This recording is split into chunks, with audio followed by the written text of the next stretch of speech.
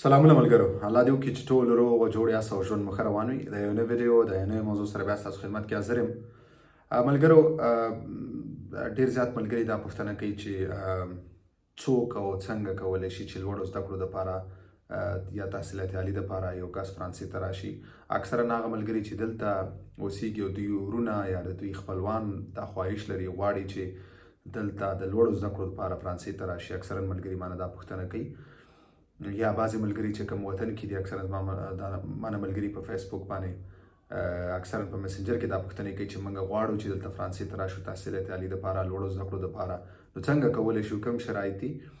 نو ملګرو دغه ویډیو ډېره زیاته اړینه ده.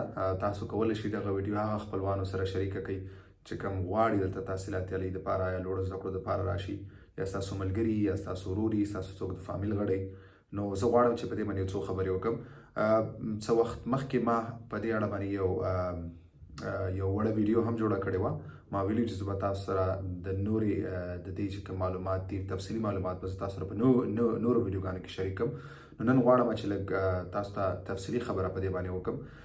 بل د دې ویډیو ځکه زه اوس جوړوم چې اوس دلته سپټمبر سیشن چې کوم د سپټمبر انټیک یا داخلو چې کوم وخت یې هغه رانږدې دی او دا یو بهترین وخت دی چې یو کس دلته فرانسه کې پانتون کې داخله وکړي یا هغې دپاره دومان وکړي. نو ملګرو، په فرانسه کې چې کوم دی په دوو ژبو کې دلته زده کړې کېږي. پانتون دلته په دوو ژبو کې تدریس کوي چې اول هغې کې فرانسوي ژبه ده، دویم انګلیسي ژبه ده. دلته اکثرا څومره چې دولتي پانتونونه دي هغه په فرانسوي ژبه کې تدریس کوي. ډېر کم د پانتونونه دولتي شته، ولې شخصي ډېر زیات دي چې هغه په انګلیسي ژبه کې تدریس کوي. نو هر څوک چې په فرانسوي ژبه کې غواړي چې دلته درس وایي، نو طبیعي خبره ده کله چې دلته راځي یا په خپل وطن کې یا دلته د باید فرانسوي ژبه ووایي، فرانسوي لیول B2 ته ورسوي، هغې نه بعد د پانتون ته تللی شي. اوس په فرانسوي ژبه کې داسې بعضې ملګري شته چې هغو په وطن کې ما څو ملګرو سره خبرې وکړې چې هغو هلته B1 کړی و، نو یا دلته یا فرانسوي نه یې زده، نو دلته راځي، دلته غواړي چې فرانسوي ژبه ووایي، نو بیا به دی دلته فرانسوي ژبه یو کال وایي او د هغې نه بعد به دی امتحان ورکوي، B2 سکور به اخلي، هغې نه بعد به دی پانتون ته ځي.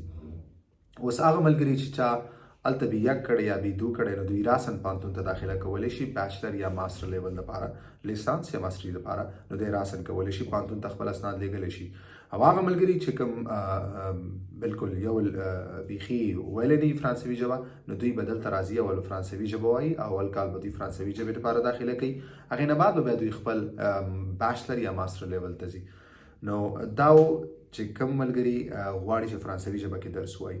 اوس راځو انګلیسي والا ته. که چیرې څوک غواړي چې په انګلیش کې دلته درس وایي، هغه که ماسټرز وي، که بیچلر وي، که PhD لیول وي، که هر لیول وي، نو هغې دپاره باید IELTS یا TOEFL ولري، انګلیش پروفیشنسي سرټیفیکیټ ولري. او انګلیش پروفیشنسي سرټیفیکیټ کې چې کوم دی موږ سره دوه معتبر چې کوم ټسټونه دي، امتحانونه دي، هغه IELTS او TOEFL دي. اوس که یو کس ماسټرز ته راځي، نو طبیعي خبره دی به د 6 نه زیات بینډ ولري، باید 6.5 6.5 بینډه ولري یا 6 بینډه باندې هم امکان لري. که بیچلر دپاره راځي، نو 5.5 بینډه باید دی ولري، نو هغې نه بعد دی چې کوم دی په انګلیسي کې بیا درس ویلی شي. ښه، دا خو هغه د دوو ژبو د تدریس خبره وه. دې نه علاوه که یو کس غواړي چې دغه پروسه شروع کول غواړي، دې دپاره باید دی ټول خپل اسناد اماده کړي، هغه د تحصیلات عالي نه باید تصدیق کړي، ټاپی کړي، د ډیګري، د ټرانسکریپټ، د شهادتنامه، ورسره پاسپورټ کاپي، دا ټول اسناد باید اماده کړي، دا یو ځای کړي او دا د ایمیل په تور باندې هغه کوم پانتون چې د انتخاب کړی هغې ته ولېږي.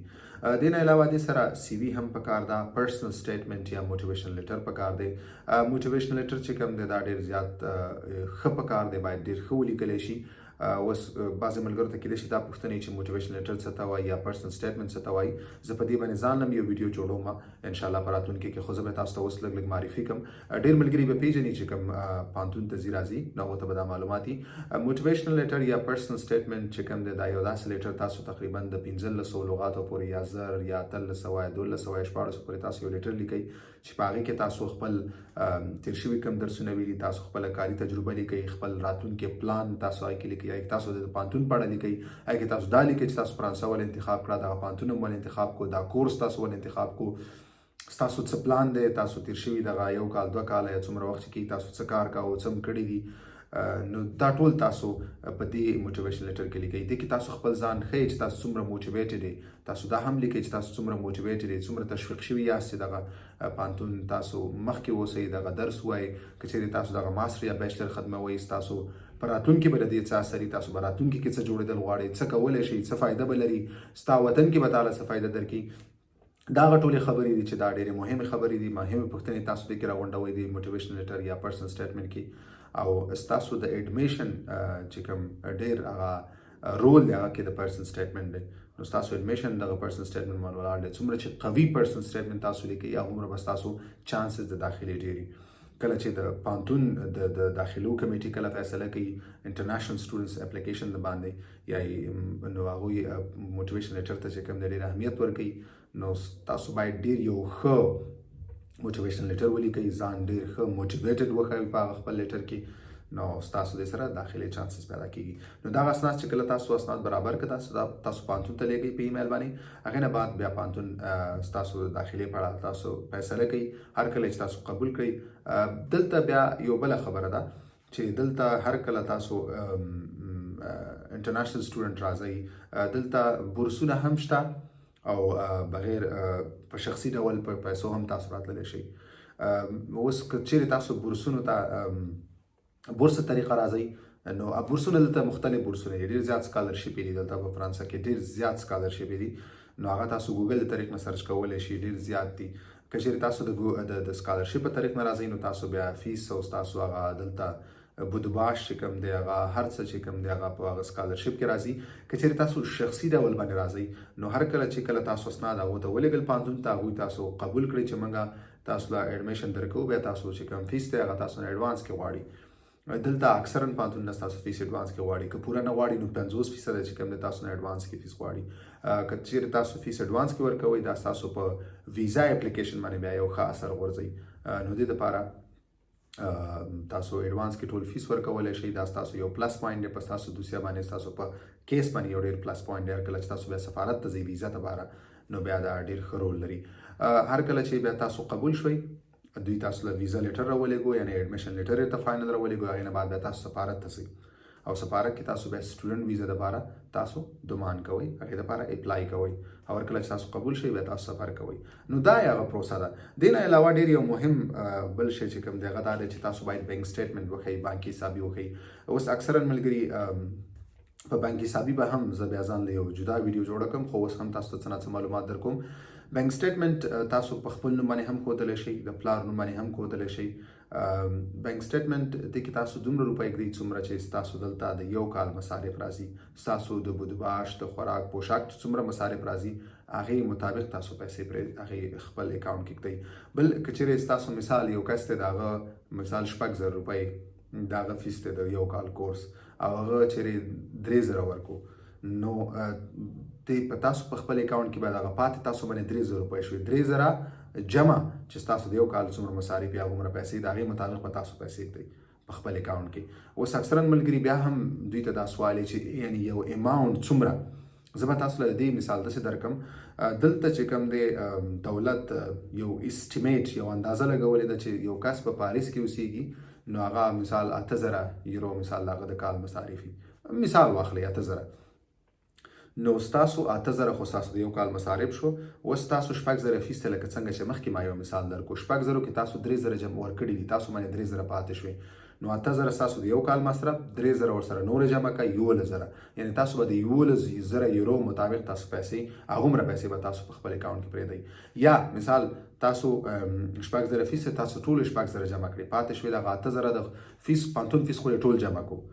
اوس پاتې شو تا باندې د خوراک او د بودیباش او د دې چې هغه 8,000 کم دلته دولت ټاکلي ستا دپاره، هغه مقدار به هغومره به ته بیا خپل اکاونټ کې ږدې، یعنې 8,000 یورو. که یو کس ته مثال هغه 6,000 فیس دی، هغه 1 روپۍ هم نه ده ورکړې، نو 6,000 جمع 8,000 به ورسره جمع کړي 14,000. نو هغه به 14,000 بینک سټیټمنټ دي. باید ستا مکمل مصارف، ستا د پوهنتون، ستا د خوراک، ستا د پوشاک، ستا د اوسېدو، باید ټول هغې مطابق هغومره مصارف تا سره په اکاونټ کې پروت دي. بل دغه اکاونټ کې چې کومې پیسې تاسو ږدئ، هر کله چې تاسو ویزا واخیسته دغه پیسې بېرته تاسو راوباسئ، ځان سره دلته راوړئ. که د اکاونټ د طریقې ځان له ټرانسفر کوئ، دغه ستاسو په نوم وي. تاسو دغه په وطن کې په هر بانک کې تاسو اکاونټ خلاصولی شئ او دغه روپۍ کې ښودلی شئ. د پلار په اکاونټ کې هم اچولی شئ. نو دغه بانک سټیټمنټ ډیر زیات ضروری دی ځکه چې دینه دا معلومیږي چې یعنی تاسو دومره وس لرئ دومره مطلب تاسو دومره یعنی خپل پیسې خپل برداشت کولای شي خپل ځان خپل ساتلی شي خپل خوراک او د بودیباش او د دې پیسې چې کوم دی هغه تاسو رشتلې تاسو خپل ځان خپل سپورټ کولای شي او دین علاوه هغه ملګری چې کوم دلته لکه څنګه چې ما ویل چې غواړي په انګلیش کې دلته تدریس وکړي او په انګلیش کې دلته وبخي درس وایي نو دوی د لپاره آیلټس یا ټافل ډیر ضروري دی دوی اول آیلټس یا ټافل امتحان ورکړي خپل سکور دی برابر واخلي هغې نه بعد بیا دوی پوهنتون ته خپل اسناد لیږلی شي هر پوهنتون چې دی دوی انتخابوي هغه پوهنتون په پاڼه باندې هغه ورکړي دي چې مثال ماسټر دپاره ځي ماسټر لیول لپاره هغوی خپل سکور یې خپل شرایط دلته لیکلی دی که بیچلر دپاره راځي نو هغې باندې هم د آیلټس خپل سکور او خپل شرایط ورکړي پنځم غواړي شپږ غواړي بعضې پوهنتونونه دي هغه شپږ بینډه حتی بیچلر دپاره غواړي لیسانس دپاره غواړي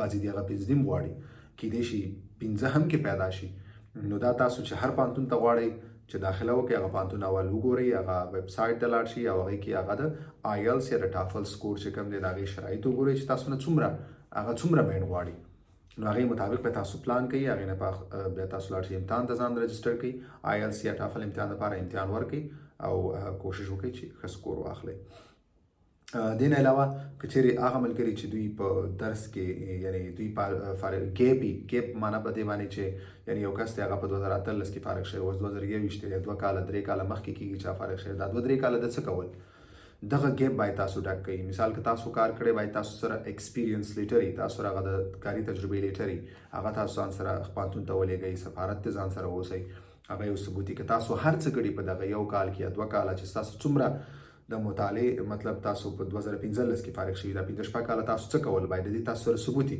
نو څومره چې کم ګیپ وي هغومره چانسز زیاتېږي د کامیابۍ هغومره ستاسو په دوسیه باندې یو پلس پوینټ دی یو ښه اثر غورځېږي بل څکه چې څومره ته فرش فارغ شوی د مکتب نه یا د پوهنتون نه د بیچلر نه بیا ماسټرز ته ځي دومره بهتره خبره ده یا یو کس د مکتب نه تازه فارغ شوی دی او دی بیا ځي دغه ته د بیچلر دپاره ځي پوهنتون ته ځي نو دا ډېره ښه خبره تاسو په اپلیکیشن کې د هغه پلس پوینټونه دي باندې ستاسو داخله ستاسو ویزا د هغه پوینټونه چې دي باندې ستاسو داخله ولاړه ده ستاسو ویزا په دې باندې ولاړه ده نو بل دغه ګیپ باید تاسو پوره کړئ تاسو ایکسپیرینس لیټر تاسو باید ورسره اټیچ کړئ تاسو چې هر څه دغه منځ کې کړي که تاسو کورسونه ویلي دي منځ کې د هغې لیټر د هغې ثبوت باید تاسو سره ځکه نه پوهنتون نه سفارت دلته د خولې خبره منلی کېږي باید تاسو سره ثبوت وي تاسو سره لیټر وي چې تاسو څه کړي وي تاسو سره یو ډاکومنټډ ثبوت وي چې هغه تاسو مخکې کوئ سفارت ته هم مخکې کوئ پوهنتون ته هم مخکې کوئ تر څو ستاسو کومه دعوه چې ده کومه خبره ده هغه ثابته شي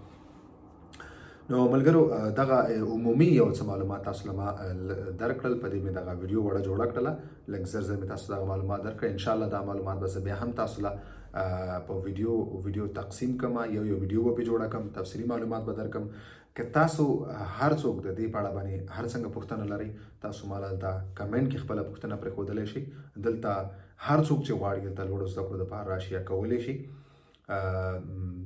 دوی کولی شي دلته پوهنتون ځان ته انتخاب کړي او دلته راشي که دوی په انګلیش کې درس ویل غواړي او که په فرانسوي ژبه کې درس ویل غواړي یو خبره ده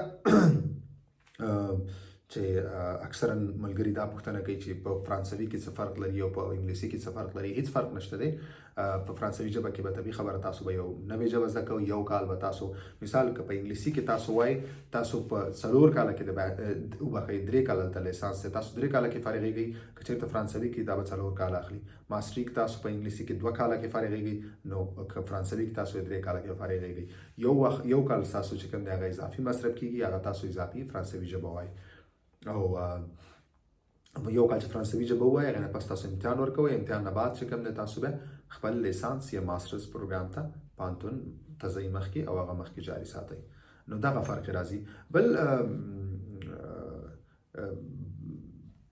فرانسوي ژبه کې که چېرې تاسو درس ویل غواړئ طبیعي خبره ده دلته دغه ملک خپله رسمي ژبه فرانسوي ده نو ځکه خو ډېر پوهنتونونه دولتي پوهنتونونه فرانسوي ژبه کې دي که تاسو یو ښه پوهنتون ته راتګ غواړئ نو اکثرا خاص کر بیچلر والا چې کوم دي نو ښه پوهنتون ته راتګ غواړئ تاسو دولتي پوهنتون ته راشئ او دولتي پوهنتون چې کوم دی هغه بیا په فرانسوي ژبه کې دی. په ماسټرز کې بیا لږ زیات په انګلیسي کې پیدا کیږي یا ماسټر لیول چې کوم دی هغه ډېر په انګلیسي کې پیدا کیږي. بعضې دولتي پوهنتونونو کې هم په انګلیسي کې شته دی ماسټرز.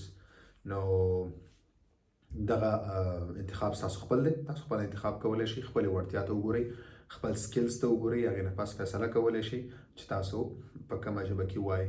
او بله ډېره مهمه خبره دا ده چې په وطن کې موږ تاسو یو غلط کار دا روان دی چې یو کس دی هغه د حقوقو نه فارغ شوی، لیسانس به ویلي، بیا به داسې ماسټري په بزنس کې کړي، بزنس ایډمنسټریشن کې. یو کس دی هغه به فارغ شوی د کمپیوټر ساینس نه ماسټري به په MBA به کړي، یعنی په بزنس ایډمنسټریشن کې به ماسټري کړي. دلته چې هر کله په خپل وطن کې تاسو هر څنګه کولی شئ. اول خو دا ډېره لوجیکل یو منطقي خبره هم نه ده، دا یو منطقي او یو صحیح پرمختګ هم نه دی. تاسو چې بیچلر په څه کې کړی دی، ماسټر هم باید په هغه کې وکړئ، په خپل فیلډ کې لاړ شئ. موږ تاسو تل کوشش کوو، ډېر زر هم ذهن دا بدلېږي چې په دې کې روپۍ ډېرې دي، په دې کې کارونه ډېر دي. په هر لیول کې چې تاسو کوم کې تاسو انټرست لرئ، په څه کې تاسو بیچلر کړئ، په هغه کې تاسو ماسټرز وکړئ. بل چې ایز ا انټرنیشنل سټوډنټ تاسو دلته کله فرانسې ته یا بل کوم اروپایي هېواد ته یا بل هېواد ته کله تاسو سټوډنټ دپاره ځئ، هلته اپلای کوئ یونیورسټي دپاره، چې په څه کې بیچلر تاسو کړی، باید ماسټر هم ستاسو هغه کې ستاسو سټډیز باید ریلیونټ وي. داسې نه وي چې هغه مثال ته بیچلر په یو شي کې کړی، ته ګمان کې بل څه دپاره، نو دا هېڅکله هم پوهنتون تاسو ته داخله نه درکوي، بل ویزه هم نه درکوي. چانسز تاسو کې ډېر به انتهایي زیات ضعیفه کېږي. نو تاسو خپل فیلډ کې خپل چې کوم تاسو بیچلر ویلی او بیا په څه کې تاسو کار کړی، دغسې ماسټرز هم په هغې کې وکړئ، تاسو کولی شئ. نو مننه ملګرو، زما په نظر دغه معلومات وه. ما لږ زر دغه معلومات سرسري تاسو ته راغونډ کړه، دغه لږ سرسري معلومات مې تاسو ته درکړه. تاسو د دې په اړه که هر څوک هر څه پوښتنه لري، نو تاسو ما سره په کمنټ کې خپله پوښتنه شریکولی شئ، او په راتلونکي وخت کې به زه په دې اړه باندې تفصیلي ویډیو جوړې کړم، بل دا دی چې دغه کومې موضوعګانې ما دلته سرسري تاسو سره شریکې کړلې، په دې به هم انشاءالله زه ځان له په پرسنل سټډي به ځان له ویډیو جوړوم، په بانکي حسابي به ځان له ویډیو ورته جوړه کړم، په پوهنتون انتخاب به ځان له ویډیو ورته جوړه کړم، په کورس انتخاب ورته ځان له ویډیو جوړه کړم. نو بغیر دغه اسناد تاسو دا پروسه څنګه کوئ، دې ورته ځان له ویډیو جوړه کړم. انشاءالله په دې به هم زه په راتلونکي وخت کې ځان له تاسو ته او تفصیلي ویډیوګانې جوړې کړم. نو مننه ملګرو، تر بلې ویډیو پورې په الله سپارم، په مخه